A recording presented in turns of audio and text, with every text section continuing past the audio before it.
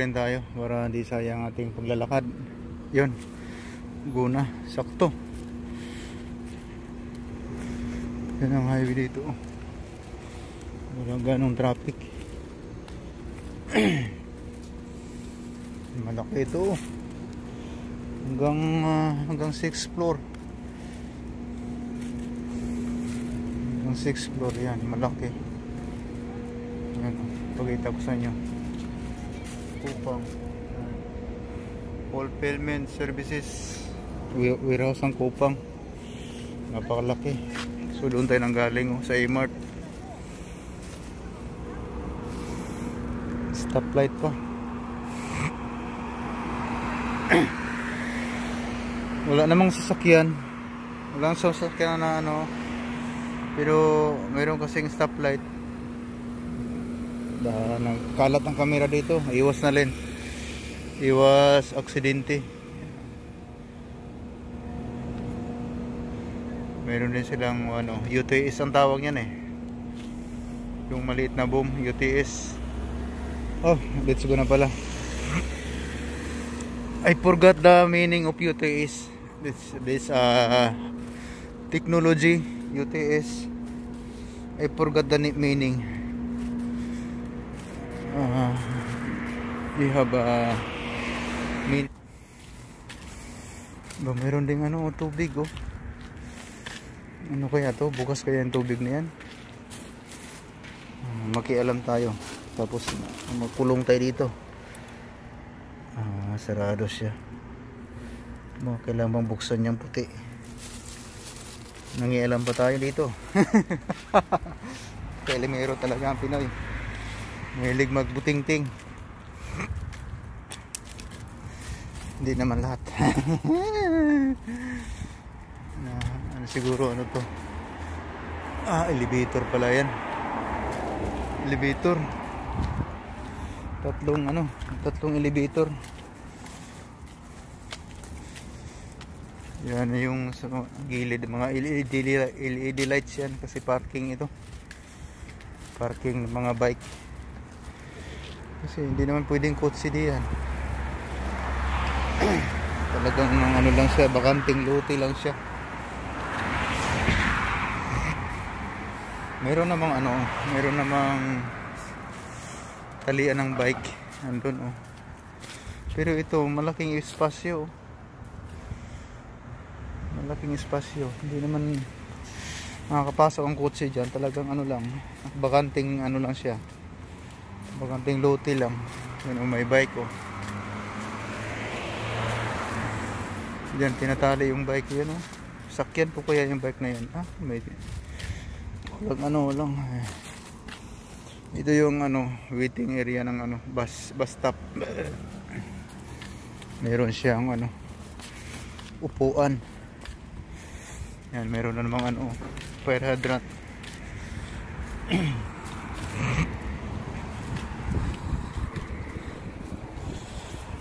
Kasi pag magbike ako, mabilis ako makakarating sa bahay. Hindi ako makakuha ng maraming video. Gaya ng pag maglakad-lakad, marami kang sa-capture na video. So, kaya lang ng memory. Paharidan pa naman Kung mayroong sunog, may magkukuha ng tubig yan Fully operation na yan kasi maraming sasakyan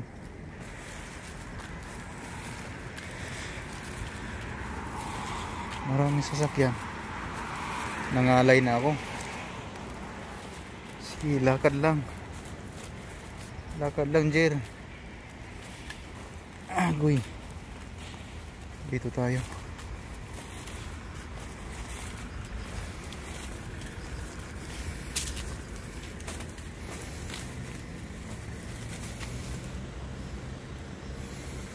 Laki ng mga kahoy Tabi-tabi po. Pahinga muna ako. Sakit ang kamay ko. Mabigat tong Mabigat tong ba to? Ang bigat naman ito. Isda na naman. Ito. Yung mukha ng baboy. Saka yung ano, yung karapa. Bangos, tig 1 kilo. Itong baboy, 2 kilo ito, mabigat eh. Tapos itong 10 roll na tissue, posible hindi ka makawa na. Okay na yan, hindi na maubos yan ng 1 linggo. Kasi meron namang tissue sa opisina. Kailan pagka yung mabilisan ba, punta mo na siya, mayroon ka agad kang pugot. Kasi pag pumasok ka pa sa opisina at maraming tao, abala. Papahinga muna ako dito. Mayroon kasing bato Ay, tabi-tabi po. Malaki na mga kahoy pa naman. Pinuhanahan ko na sila na tabi-tabi. Pulan din saglit. Nag-inom ako ng kape doon. Masarap yung kape, cold coffee. Doon sa binilan ko ng card, E-Mart. Gandahan tayo lakad. Gabi na. Abtan tayo. Abtan gabi dito sa baka may wakwak dito. Mayroon kayong wakwak dito. Pero mayroon akong narinig na parang ibon lang siguro. Wak. Pero pag sa atin sa probinsya, kung makarinig ka ng wakwak, nakakatakot na. Naalala ko nung ikukwento ko na lang sa inyo habang naglalakad tayo.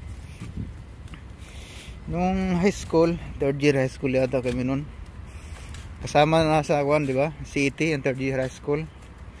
3rd year hanggang 4th year, kasama na sa Citizen Army Training. Yan, naalala ko pa yung meaning ng city. Nung patapos na sana kami noon marching kami doon. Yung leader namin, platoon leader namin, nadala sa amin. Sabi niya, sir, pagdating natin dyan sa kuwan, nagkasundo ba yung isang platoon? Pagdating natin doon sa kuwan, sa maraming alikabok, buhangin, natin, yung paa natin, pausukin natin, buhangin. Yun na nga, pagdating namin doon, kami lang nag-iisang platon. Nilakasan namin yung lagabog ng aming paa. Hindi yung napakausok. Ang platon namin napakausok. Galit na galit yung yung battalion commander, galit na galit. Nakita kami. Yan, nagmamasid lang pala. Akala na umuwi kasi mag alas 5 na yun eh. Kasi malapit na ang practical. Kaya todo ang namin practice about marching. Yun na nga, imbis makauwi kami na alas 5, hindi kami binigyan ka namin yung punishment kami, pinagulong-gulong kami sa kuwan. Guna tayo, huwag mo tayo magdaldal, guna tayo. Nakatigil na sila dito na ako dumaan sa gitna. Hindi na doon sa pedestrian kasi baka abutin ako ng red lights. Yan, nakatigil yung bus. So tuloy tas pagkwento, nakatawid na tayo. Sabi ng battalion commander, stop. Sino yun? Si Porto yata yung aming leader na naalala ko patuloy. Porto yung aming platoon leader, o Porto. Kalimutan ko na yung Porto ba?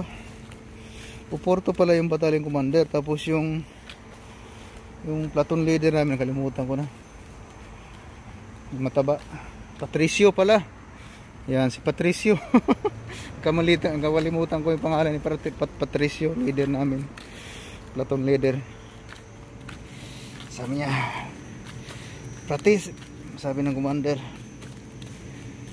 Patricio, humiga kayong lahat, yung leader, ng platon nyo, higa kayo. Pinahiga kami doon sa kuan, sa buhanginan. Pinahiga kami sa buhanginan bilang parusa. Gulong-gulong kayo dyan. Siyempre nakaputi kami ng damit. Dumi kami, tapos pawis pa. Ayun, wala kami magawa kung hindi sumunod. Lahat kami, isang platon. Gulong-gulong kami ron. Di ang dumi namin. Sige, ulitin nyo pa yan at pagugulungin ko kayo sa susunod, sabi ng battalion commander. Di siya, tayo, dismiss. Nakauwi kami, pasado alas 5 na. Ang problema ngayon, maglalakad pa ako papuntang sakay ng jeep, late na. 5:30 na kami natapos kasi meeting pa after yung punishment. Kami lang naiwan na isang platon pasaway. Nadala kasi sa amin yung yung leader namin sabi, sir, pausukin natin yung dyan, buhangin mamaya pagdaan natin. Sumunod naman yung platon leader. Yan, damay kami lahat, isang platon. Pagdating na sa kuan, sa lungsod, sentro, naiwanan na ako sa service namin tricycle, yung kapitbahay namin, kasi nag-arkila kami nung tricycle sa kanya. Naiwanan ako sa service, di nagantay pa ako ng yung bus yung dadaan sa amin, Durin yun. Naalala ko pa, Durin na bus, bagal ng bus na yun. Masahe lang kaming dos. Okay na. Tapos pagbaba ko na sa Hursyo, nalalak pa yung Hursyo kasi misok sa amin. Hursyo, alas 6 na.